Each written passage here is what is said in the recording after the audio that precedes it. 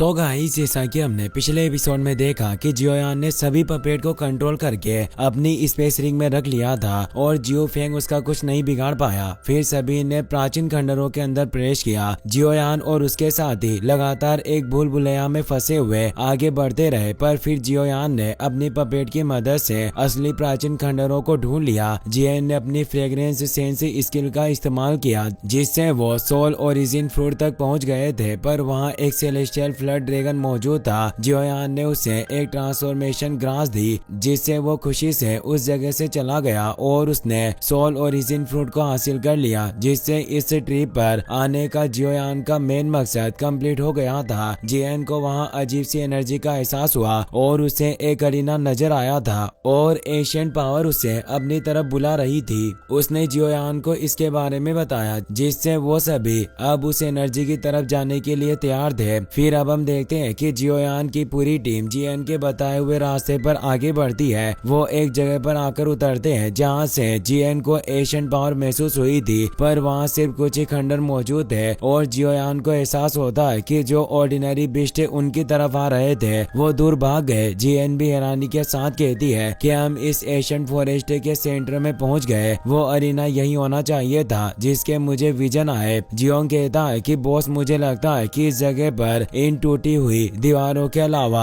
और कुछ नहीं है। पर जैसे ही वो उन दीवारों की तरफ आगे बढ़ता है तो वहां मौजूद बैरियर से टकराकर वो काफी दूर गिरने लगता है। जियोयान अपने 3000 लाइटनिंग मूवमेंट को एक्टिवेट करता है और तेजी से जाकर उसे गिरने से पहले पकड़कर नीचे ले आता है। जियोंग जियोयान को मदद के लिए थैंक्स कहता है। अब उस पूरे ब्रोकन वॉल्स के एरिया पर एक प्रोटेक्टिव बैरियर एक्टिवेट हो जाता है। वो सभी ये देखकर काफी चकित होते हैं। जियोयान कहता है कि आखिर यहाँ ऐसी क्या चीज है जो इस तरह के पावरफुल एनर्जी द्वारा प्रोटेक्टेड है। जियन कहती है कि यह एक तरह की बिस्ट स्पिरिट शील्ड है जो केवल उन बिस्ट के द्वारा बनती है जिन्होंने अपने जीवन काल के दौरान बहुत ही स्ट्रॉन्ग पावर को होल्ड करके रखा हो और वो मौत के समय अपनी बॉडी के बचाव में इस तरह की शील्ड को एक्टिवेट करते हैं। सभी हैरान होते हैं क्योंकि इस बारे में उन्हें कुछ नहीं पता होता। सिर्फ जियन ही एशियन वाइट ड्रैगन क्लैन की ट्रू मेंबर होने से ये जानती थी। जियन उस बिस्ट शील्ड के बिल्कुल करीब पहुंच जाती है। वो कहती है कि मुझे कुछ आवाजें सुनाई दे रही है, जैसे इसके अंदर कोई मुझे बुला रहा हो, और वो अपने हाथ को उस बिस्ट शील्ड पर रखती है। उस शील्ड की एनर्जी उसकी बॉडी में समाहित होने लगती है। जियोयान कहता है कि इस सिचुएशन को देखकर लग रहा है कि इस बिस्ट स्पिरिट शील्ड का जो ओनर रहा होगा वो जरूर एशियन वाइट ड्रैगन क्लैन का मेंबर होगा, जिससे ये स्पिरिट शील्ड जियन के साथ रेजोनेट हो रही है और इस शील्ड में इतनी टेरिफाइंग एनर्जी मौजूद है। यही वजह रही होगी कि हमारा पीछा करने वाले बिस्ट भी खुद ही पीछे हट गए। जियन को उस एनर्जी से वापस से विजन आने लगते हैं, जिसमें वो एशियन वाइट ड्रैगन क्लैन के एंसेस्टर और हेवन डीमन फिनिक्स ट्राइब के एक एंसेस्टर के बीच फाइट देखती है। उनके बीच काफी भयानक युद्ध हुआ, जिसके ऑरा से ही जियन दूर हो जाती है। सभी परेशान होते हैं। वो जियन से पूछना चाहते थे कि आखिर क्या हुआ, पर वो कुछ कह नहीं पाते। जियन बताती है कि इस बिस्ट स्पिरिट शील्ड में न केवल मेरे एशियन वाइट ड्रैगन क्लैन का ओरा है, बल्कि इसमें हेवन डीमन फिनिक्स क्लैन का भी ओरा मौजूद है। इसीलिए मुझे जल्दी अंदर प्रवेश करना होगा और देखना होगा कि आखिर अंदर क्या है। वो अपनी पूरी पावर से उस बिस्ट शील्ड पर अटैक करने लग जाती है। उस एनर्जी से पूरी जगह वाइब्रेट कर रही थी। जियन अपनी पूरी स्ट्रेंथ का इस्तेमाल करती है, जिससे वो शील्ड क्रैक हो जाती है और वो सभी लोग एक अलग ही जगह पर पहुंच जाते हैं। सभी उस जगह पर आकर हैरान थे। जियन को वहाँ वो अरीना दिख जाता है जो उसने विजन में देखा था और उसके बारे में अपने साथियों को बताती है। उस अरीना के ऊपर हेवन डीमन फिनिक्स ट्राइब और एशियन वाइट ड्रैगन क्लैन के बॉडी स्टेचू मौजूद है। अब वो सभी उस अरीना के ऊपर आ जाते हैं। जियन बताती है कि हम एशियन वाइट ड्रैगन और हेवन डीमन फिनिक्स ट्राइब के बिस्ट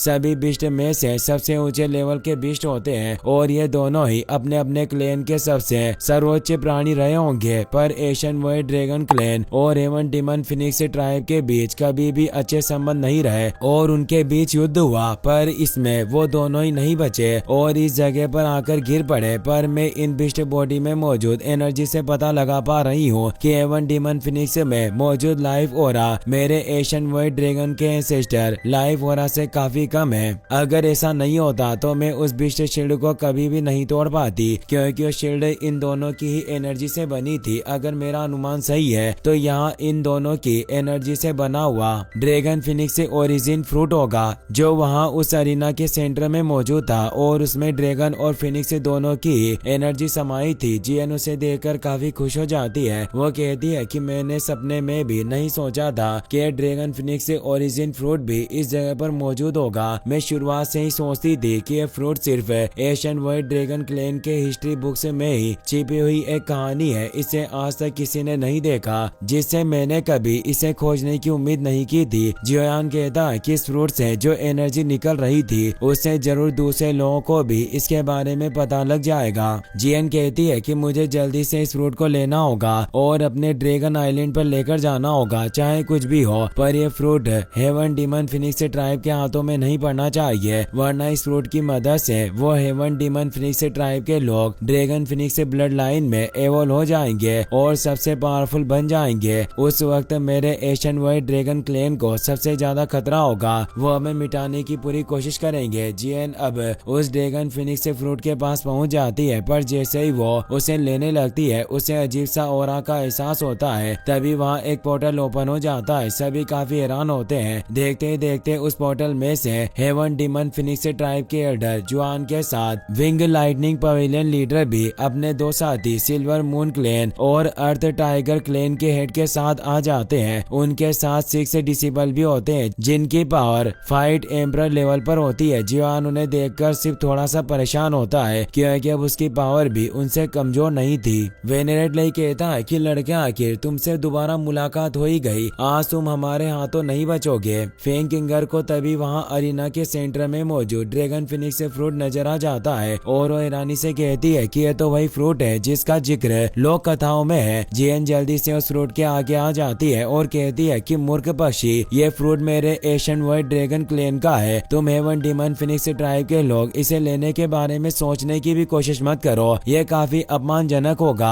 फेंग किंगर जियोयान से कहती है कि तुरंत अपनी इस लड़की को रास्ते से हटा लो, वरना मैं आज तुम सभी को यहीं दफन कर दूंगी। जियोंग को इससे काफी गुस्सा आता है। वो कहता है कि तुम अपने आप को समझती क्या हो? क्या तुम में इतनी हिम्मत आ गई जो तुम हम एशियन वाइट ड्रैगन क्लैन के लोगों की चीजों को छीनने की कोशिश करो? तुम्हारा हेवन डीमन फिनिक्स ट्राइब हमारा मुकाबला करने में बिल्कुल भी सक्षम नहीं है। हेवन डीमन फिनिक्स ट्राइब का एल्डर जुआन हैरानी से कहता है कि यह एशियन ड्रैगन बेयर है। जियो फेंग कहता है कि यह सिर्फ कुछ ड्रैगन ब्लड लाइन के लोगों पर भरोसा करके इतनी अकड़ दिखा रहा है, लगता है कि यह अपनी सीमाएं नहीं जानता। हमें जल्दी इसे इसकी औकात दिखानी होगी। एल्डर तियान वो कहते हैं कि अगर तुम्हें हमारी पावर पर विश्वास नहीं है तो आओ और खुद हमारी पावर को परख लो। और अब वो सभी लड़ने के लिए तैयार हो जाते हैं। जेएन भी अपने ओरा को एक्टिवेट कर लेती है। हेवन डीमन फिनिक्स ट्राइब का एल्डर जुआन कहता है कि यह ड्रैगन फिनिक्स ओरिजिन फ्रूट सिर्फ हमारे ही हेवन डीमन फिनिक्स ट्राइब का होना चाहिए। और वो अपनी एनर्जी को फैलाते हुए कहता है कि लड़के जियोयान, यहाँ से अभी निकल जाओ और मैं तुम्हारी जान बख्श दूंगा। उसके ओरा से पूरी जगह हिल गई थी, पर जियोयान भी डरने वाला नहीं था। वो कहता है कि आज मैं भी देखना चाहता हूँ कि कौन इस ड्रैगन फिनिक्स ओरिजिन फ्रूट को हासिल करता है और अपनी हेवनली अर्थ पपेट और बाकी की उन सभी पपेट को बाहर निकाल लेता है जिस पर अब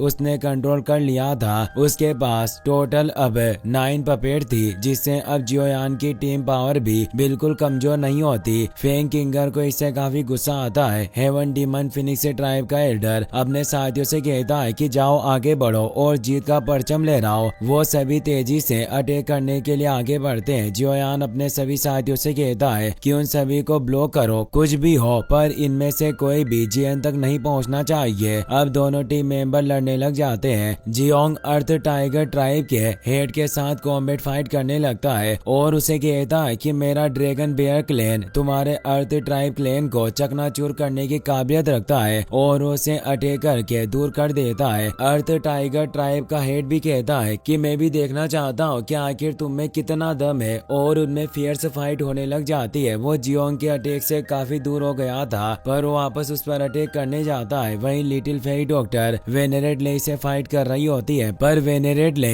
3000 लाइटनिंग मूवमेंट की वजह से काफी फास्ट था, जिससे वो अचानक उसके आगे आकर उस पर अटैक करता है, जिससे लिटिल फेरी डॉक्टर दूर खिसक जाती है। वो लिटिल फेरी डॉक्टर से कहता है कि लिटिल गर्ल, अगर तुम मेरी स्पीड को मैच नहीं कर सकती तो तुम जल्दी बहुत पीड़ा सहने वाले हो। पर तभी वो देखता है कि उसका हाथ लिटिल फेई डॉक्टर के पॉइजन की वजह से बर्न होने लग गया है, जिससे उसे काफी गुस्सा आता है और वो लिटिल फेई डॉक्टर की तरफ अटैक करने पड़ता है। लिटिल फेई डॉक्टर बोलती है कि जल्दी पता चल जाएगा कि किसे कितना नुकसान होने वाला है। सिल्वर मून वुल्फ हेड अपनी पावर से तियान हुओ पर अटैक कर रहा होता है। वो उसके अटैक से बच रहे थे, पर वो अटैक बूमरैंग की तरह उन पर पीछे से वापस आने लगते हैं। तियान हुओ जल्दी से पावर एक्टिवेट करके उन्हें दूर करके नष्ट कर देते हैं। सिल्वर मून वुल्फ लीडर कहता है कि तुम्हारी फायर कंट्रोल टेक्निक वाकई काफी अच्छी है। एल्डर तियान हुओ भी कहते हैं कि तुम्हारी पावर भी बुरी नहीं है, पर आज चाहे कुछ भी हो, पर मैं तुम्हें एक खरोच पहुंचाने की पूरी कोशिश करूंगा। और उस पर अटैक करने पड़ते हैं, जिससे उनके बीच भी कॉम्बैट फाइट स्टार्ट हो जाती है। वहीं हेवन डीमन फिनिक्स ट्राइब के एल्डर के ऊपर सभी पपेट मिलकर अटैक कर रही होती है। उसे एक साथ 8 पपेट का सामना करना पड़ रहा था, जिससे उसे काफी परेशानी हो रही होती है। पर अब गुस्से में उन 8 पपेट को रोककर दूर कर देता है। पर अब हेवनली अर्थ पपेट उस पर अटैक करने के लिए आगे आ जाती है और एक जोरदार पंच मारती है, जिससे वो कई सारे माउंटेन से टकराते हुए दूर चला जाता है। उसे पता चल गया था कि वो जियोयान और उसके साथियों से जीत नहीं सकते, इसीलिए वो फेंग किंगर से कहता है कि तुम हमारे हेवन डीमन फिनिक्स ट्राइब की एंसेस्टर स्पिरिट को जगाने के लिए एक फॉर्मेशन तैयार करो। फेंग किंगर जियन से फाइट कर रही होती है, पर वो जीत नहीं पा रही थी और वो दोनों लड़ते हुए दूर हो गई, जिससे अब फेंग किंगर एक फॉर्मेशन को तैयार करने लग जाती है ताकि वो फिनिक्स